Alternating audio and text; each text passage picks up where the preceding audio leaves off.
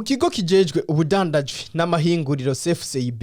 ngo barashima ingingo yafashwe n'umushikiranganje wa mbere yuko ibiciro vyashinzwe na Brarudi ko bigiye kuguma kujya nyene bataravye akabare ngo ni V.I.P kiretse amahoteli. Ivyo bivugwa n'umushinga mateka Olivier Suguru arongoye ico kigo mu kiganiro yatanze kubamenyesha makuru kuri uyu wa kabiri igenekerezo rya 18 gitugutu umwaka wa 2022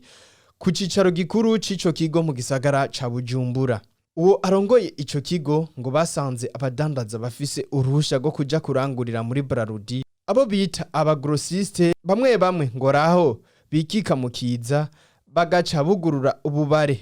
bita V.I.P abo nabo bagaca bagurisha ku giciro kivuna umunyagihugu. Tumukurikirane. Ivyo by'amabare V.I.P navyo bashizeho ingingo yafashwe umushikanje wa mbere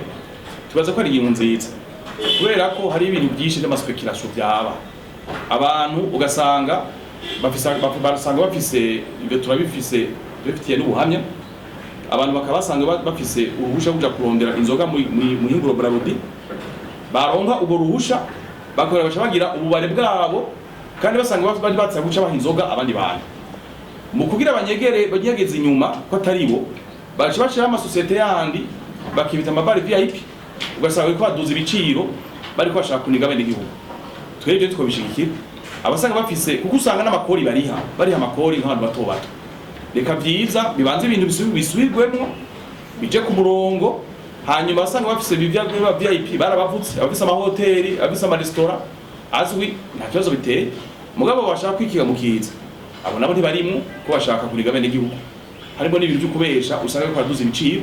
bagace bikinga inyuma ngo na V.I.P kuri baduza ibiciro. Ibyo no mukata wushikira muri urwego dusanzwe dushekira abadusekira abadandaza dusekira abadandaza baza kucinyiza bene igihugu dusekira abadandaza bakora mu muco kandi bashaka kumwe n'igihugu ashobora kuronka ibyo agenewe bitameje kumugora bize kumuzinga. Tubibutse ko ico kiganiro cari catunganije kumvo yo gushimira leta y'u Burundi ibicishije ku banki nkuru ya Republika y'u Burundi ku ngingo iherutse gufata yo gusubira kugurura ahasanzwe hakorerwa ibikorwa bijanye no kuvunjisha amafaranga mpuzamakungu.